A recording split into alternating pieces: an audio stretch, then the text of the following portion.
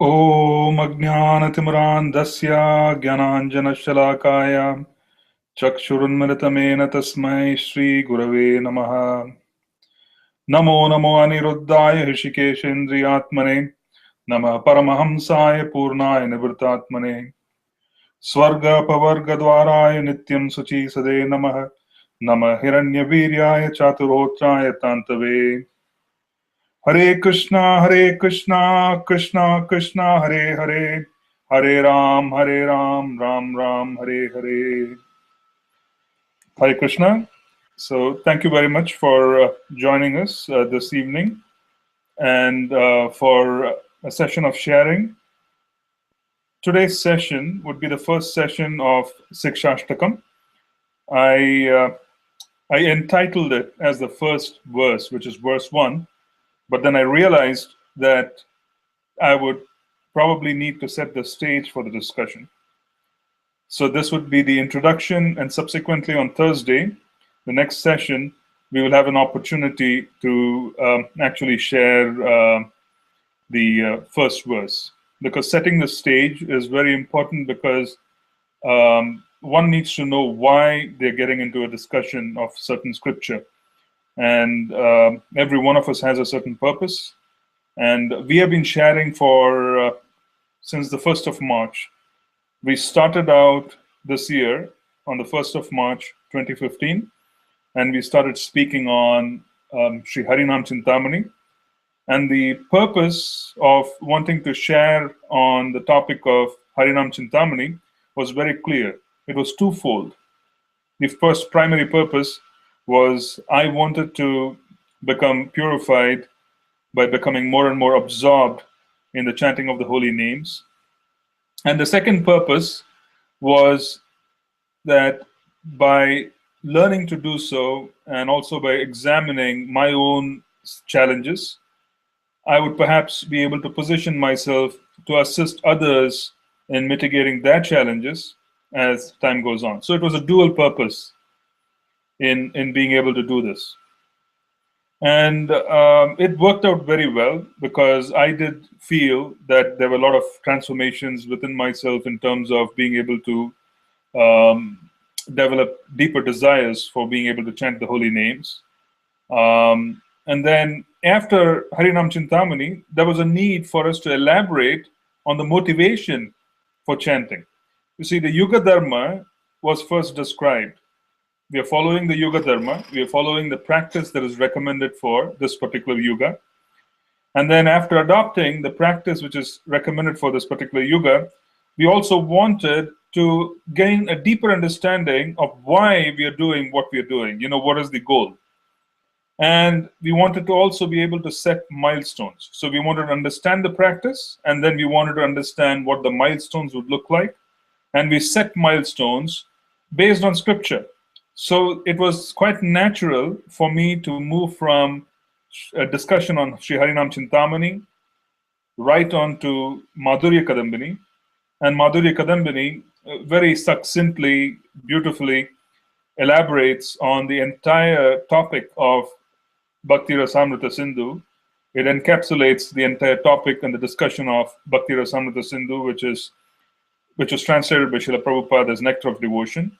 It really captures everything, all the ingredients of Bhakti Rasamrita Sindhu and Nectar of Devotion in those two verses which Srila Rupa Goswami offered us. It tells us what we could do from one stage to the other. It gives us a description of the different stages, so we could calibrate ourselves. It also tells us what the challenges are. It tells us how one could improve. So there's a lot of information which Madhurya Kadambini offered us, which but eventually the purpose was it would allow us to take Harinam Chintamani and the importance of chanting of the holy names and the gifts that are received through the chanting of the holy names and the whole focus of our practice, and then be able to set very clear calibrations, very clear milestones, so that we could measure our progress and be able to do more. That was Madhurya Kadambini, and I did feel that it did introduce a lot of enthusiasm.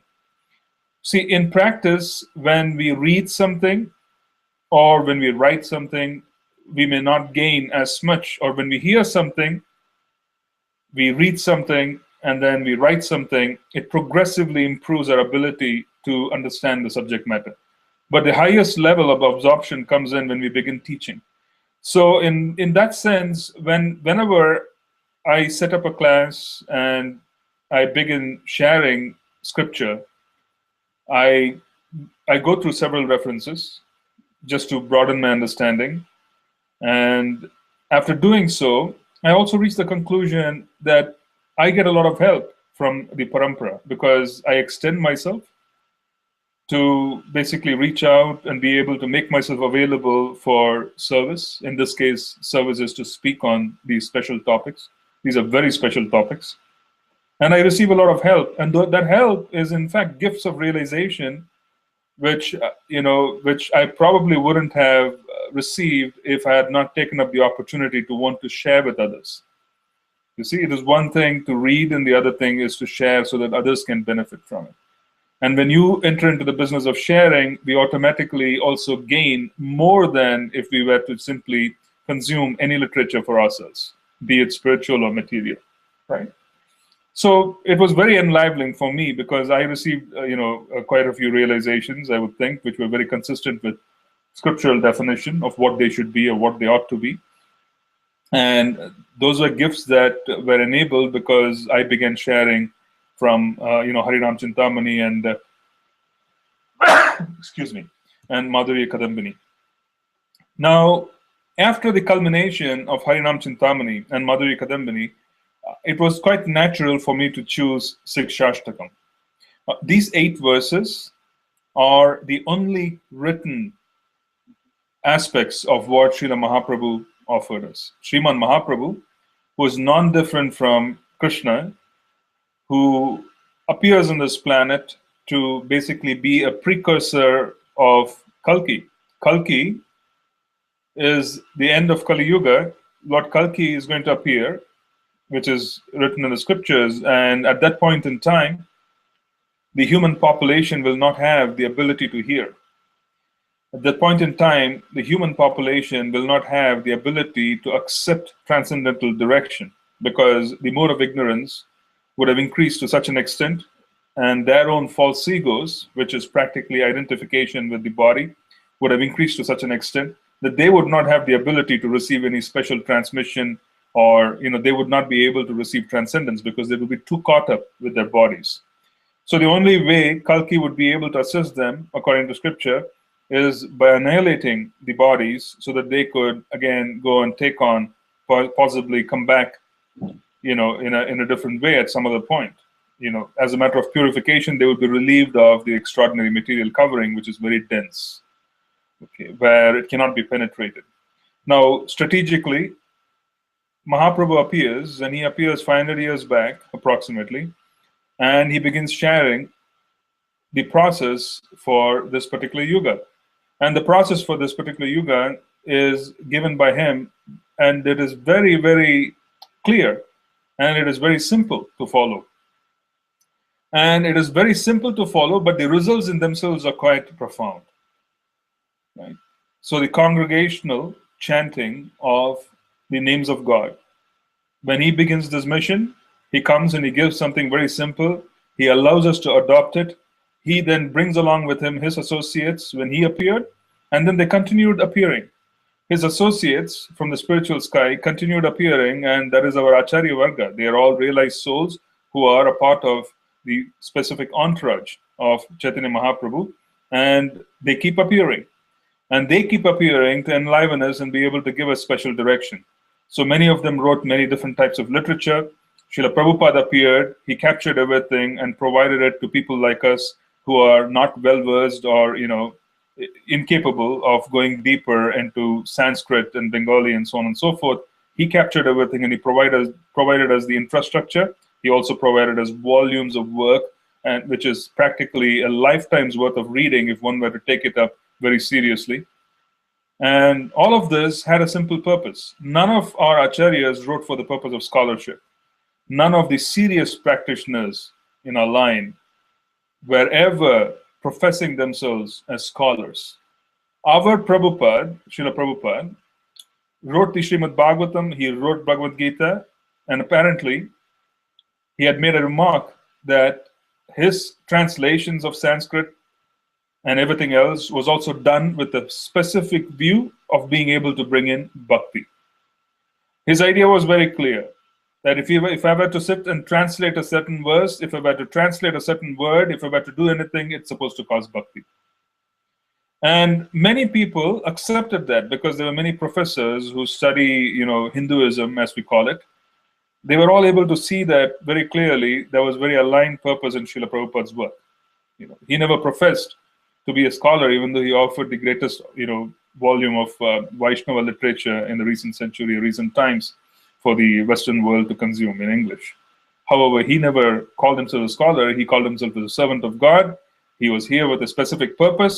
He was here to lay out a foundation for people like us. He provided the foundation, he provided the infrastructure, he provided everything so that we could move forward. So again, this is again in lineage, a continuation of the legacy of Mahaprabhu. Now, one wonders, what did Mahaprabhu do? Because during his childhood and during his youth, he was one of the greatest scholars of that region. You see, and there are many stories in the Chaitanya Charitamrita. You get to learn about it in Chaitanya Mangal, Chaitanya Bhagavat, where there were many pandits from around the country, which is India, who used to come to challenge Sriman Mahaprabhu. They used to present themselves. And there was one instance with Kashmir, Keshav Kashmiri, I guess. Was it Keshav Kashmiri? Yes. The very big scholar from Kashmir, who was there in Navadvip, because Navadvip was supposed to be a center of scholastic study. And he came there to challenge Mahaprabhu to a debate. And Nimai Pandit, as he was known then, was ready to accept the challenge. But even before the challenge and the debate took place, Mother Saraswati, who was the Ishtadev of that Pandit, appeared in his dreams and warned him, saying, "You are going up against, my own master. You're going up against the Lord, and, he is the source of everything I have. So in that sense, you're practically challenging someone who is far superior in station to you." So we are talking about someone who had extraordinary involvement in scholarly pursuits. And then came a time when Mahaprabhu began his mission. When he began his mission as a Grahastha, he spread the mission with Lord Nityananda, with Srivas Pandit, and so on. But later on, to make it more contextual in Bengal or India of those days, he took up sannyas, because the sannyas ashram is very well received, respected. It would allow him to preach further. There are other views as to why he took up sannyas. But the most logical view was his purpose would be better served if he were to be in the specific ashrama, which is considered to be superior to the others, where people assume and receive, a sannyasi to receive knowledge. So he was there to give the yoga dharma. He was there to demonstrate how it is done. He was also there to profess and show that being a sannyasi doesn't mean that you get immersed in Vedanta with no practical purpose attributed to it. So he wanted to demonstrate how bhakti is to be performed, but he donned the robe of a sannyasi, and he could very clearly demonstrate that he was very strict with his sannyasa principles as well.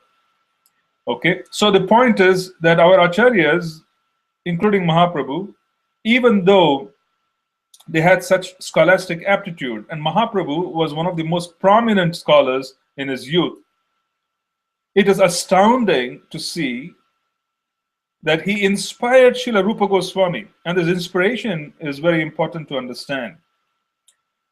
When he inspired Srila Haridas Thakur started speaking about Nama Tattva. He started speaking about Shri Harinam Chintamani, right? He started glorifying the holy name.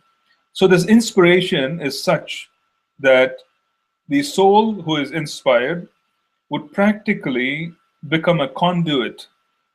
He would become a via media for this higher transmission to come through. And this higher transmission in itself would be very special. Okay? So this entire aspect of revealing Vrindavan was done through the auspices of Srila Rupa Goswami. Mahaprabhu sat down and he empowered Srila Rupa Goswami, where Rupa Goswami becomes the vehicle. Srila Rupa Goswami becomes the vehicle of being able to reveal the Dham through his writings.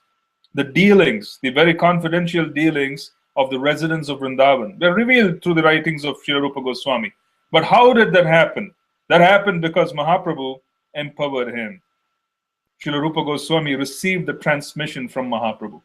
Hariram Chintamani was the transmission received by Srila Haridas Thakur, right? So different personalities were empowered in different ways so that they could speak and postulate and give authoritative statements. And all of this came through the source of Mahaprabhu. However, Mahaprabhu himself, Chaitanya Mahaprabhu, Gauranga Mahaprabhu, never wrote anything until the very end. And at the very end, I'm talking about when he is about to wrap up the so-called, manifested pastimes on the planet in Jagannath Puri.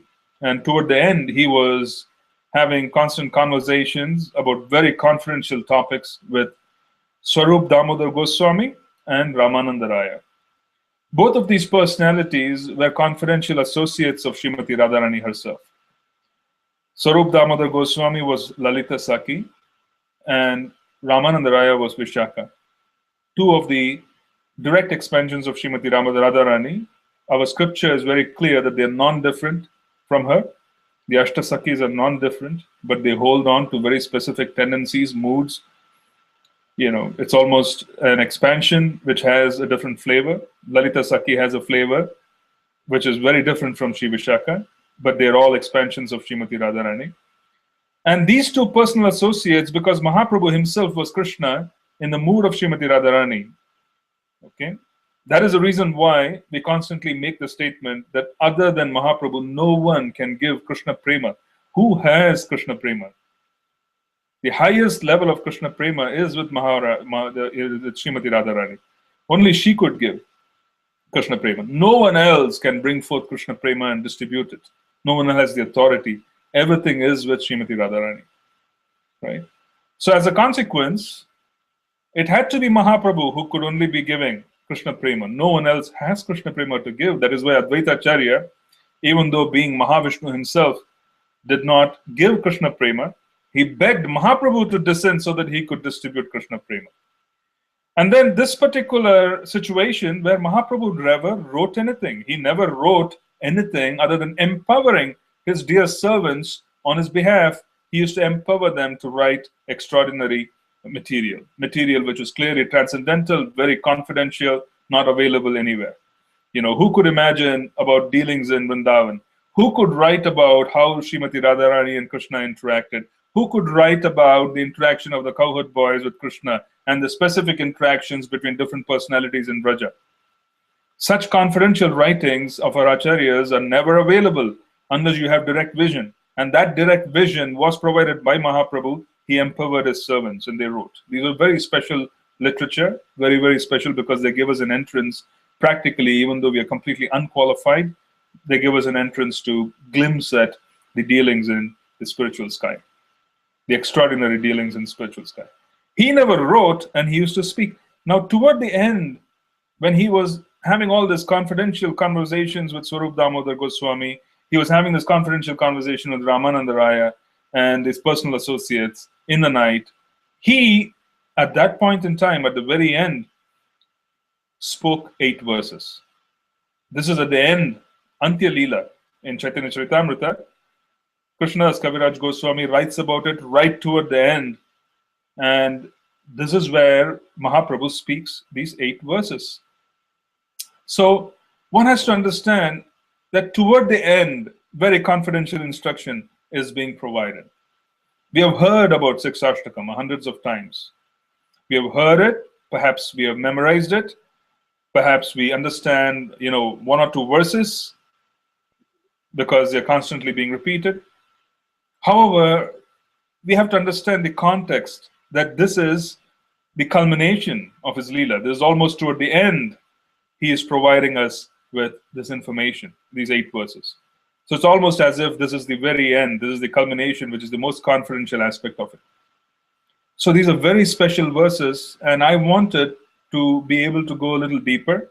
And I was also wanting to share, and my interest, or rather my greed, was that if I begin sharing this, then, I would receive. So as a consequence, I would also be able to release, I would also be able to relish certain things which otherwise I may not be privileged to do so.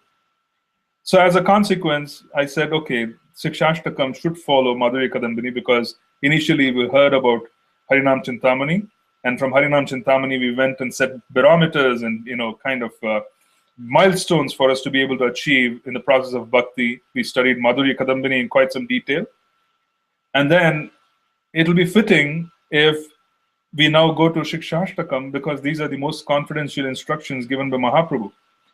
And these are also the most important ones, very important.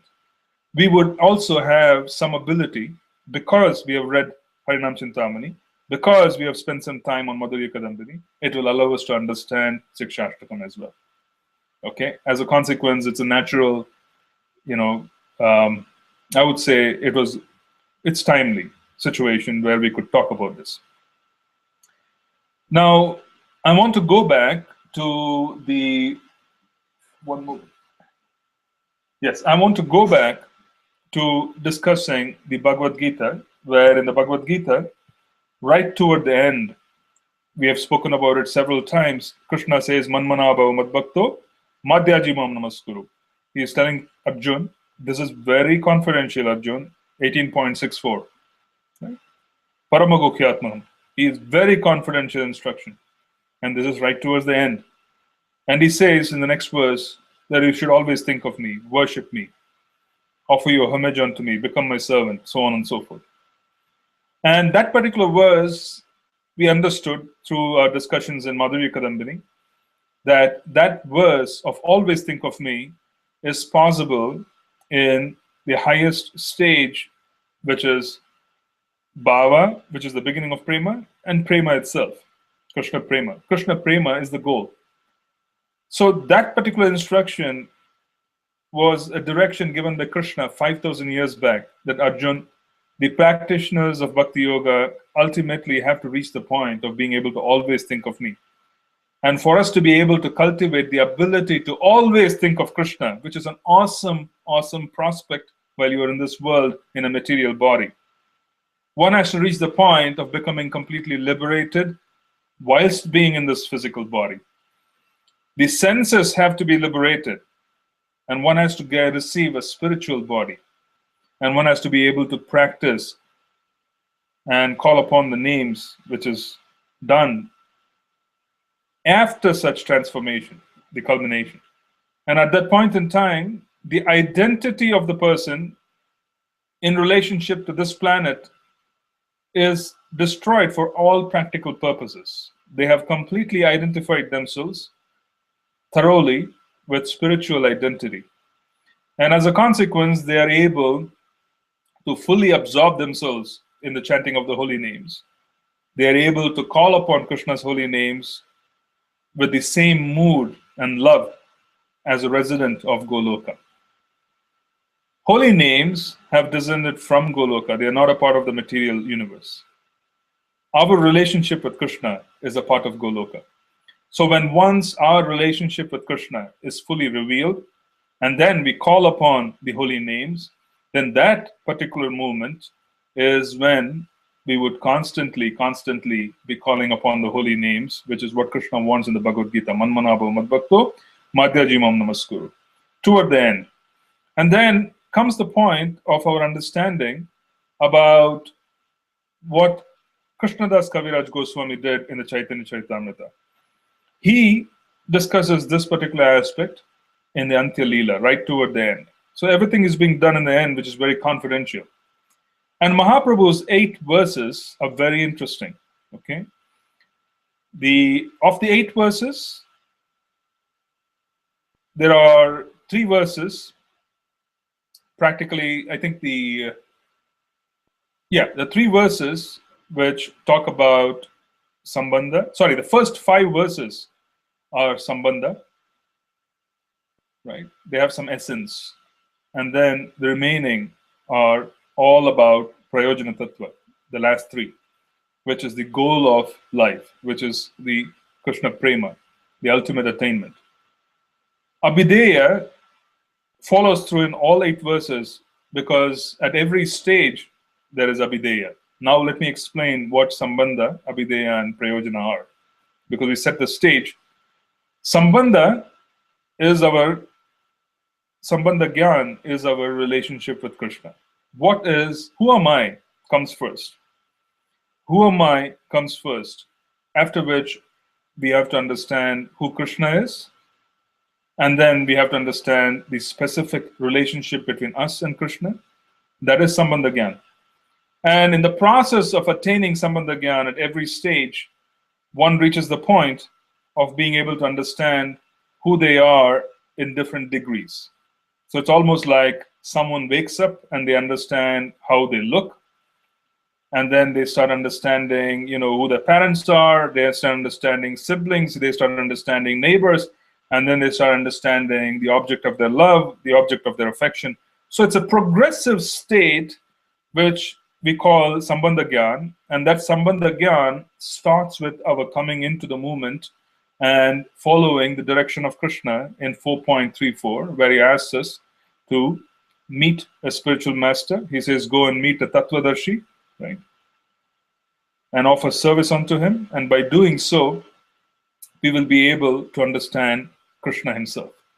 So that progression of first coming in touch with a real sadhu who could bestow faith in our heart, Adav Shraddha, Tata Sadhu Sango. Then we have Sadhu Sangha, and then we have Bhajana Kriya, where we engage in bhajan and activities in relationship with Krishna to understand Krishna better.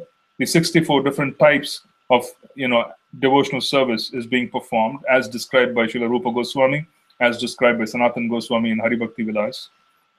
And as we move forward, we come to the point of Anartha Nivrti, and then there is Nishta, Ruchi, Ashakti, Bhava, and Prema.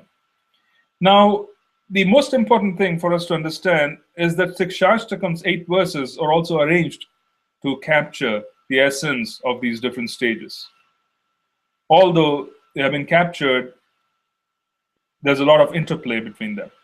So we spoke of Sambandha, which is the relationship a soul has with God. And for us to know God, first we have to know ourselves.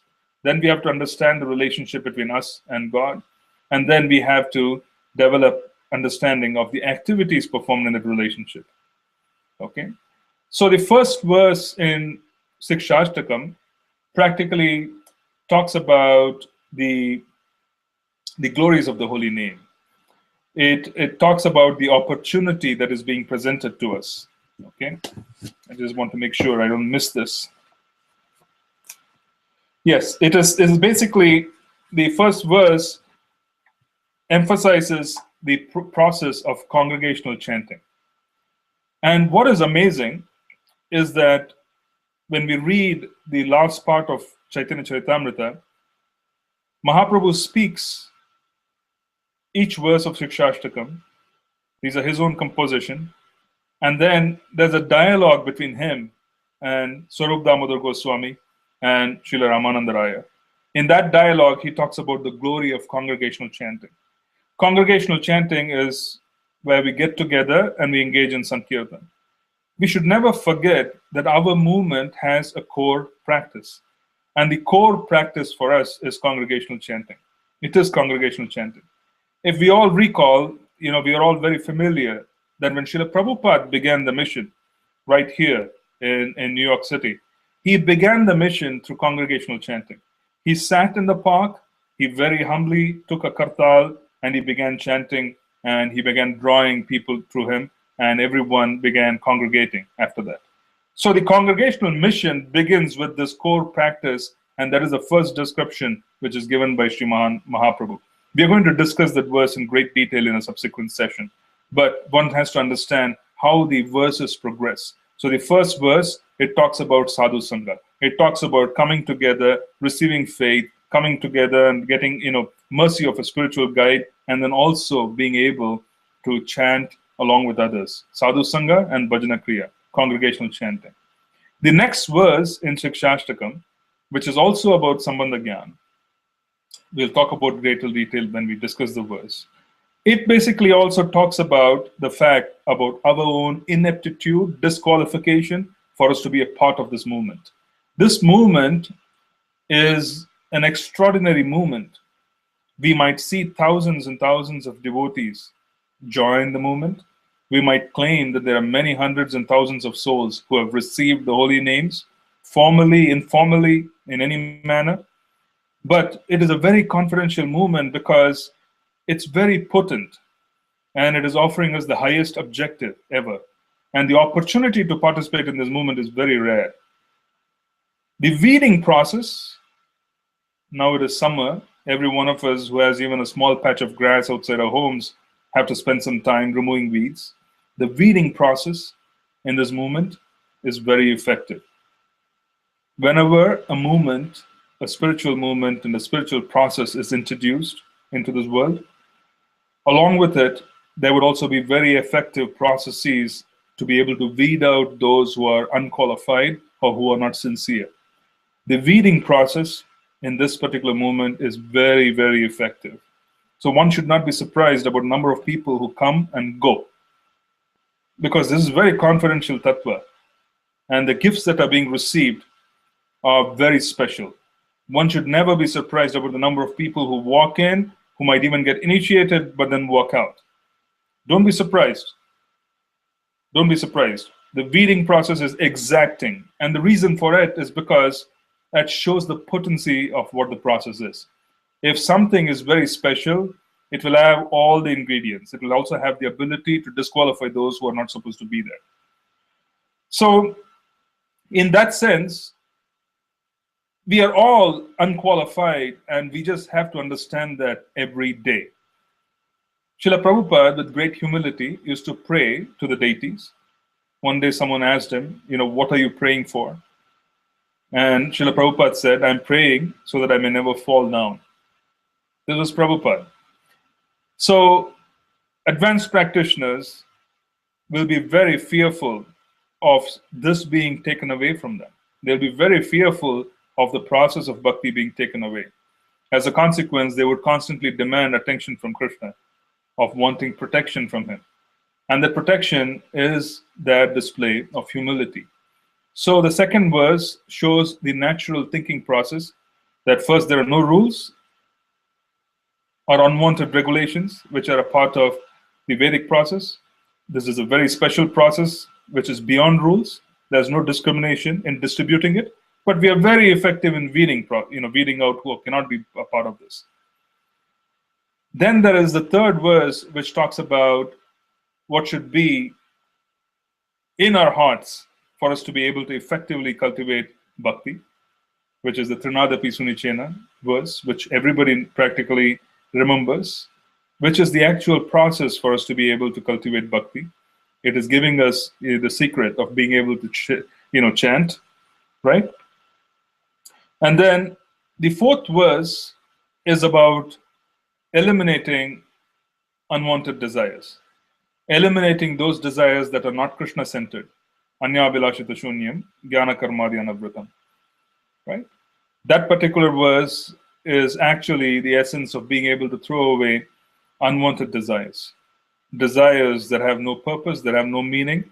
So we practically see that that verse is the culmination, or rather the capturing of different stages of anartha nivritti.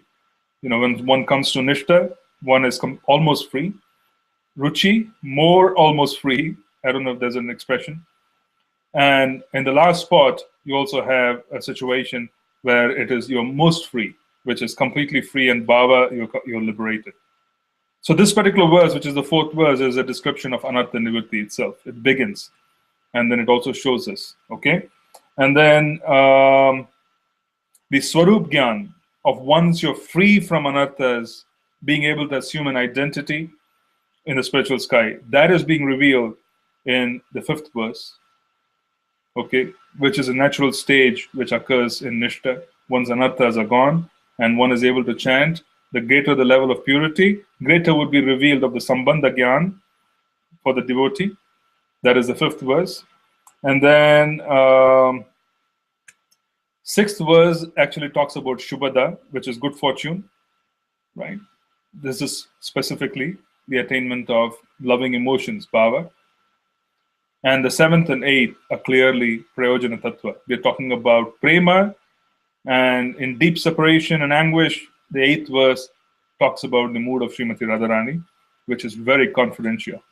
So when we actually look at this, we're actually looking at all the stages that we talked about in Madhurya Kadambini, but then these are expressions of Mahaprabhu himself. So we are going to be going through this to further buttress, or rather strengthen, our understanding of the different stages, and also our understanding of what Mahaprabhu wants us to experience so that we could move forward. So that would be a right approach, where we're going to draw from our knowledge of Madhurya Kadambini, draw from our knowledge of Harinam Chintamani, and then we are going to culminate and sort of crystallize everything while we discuss Siksastaka.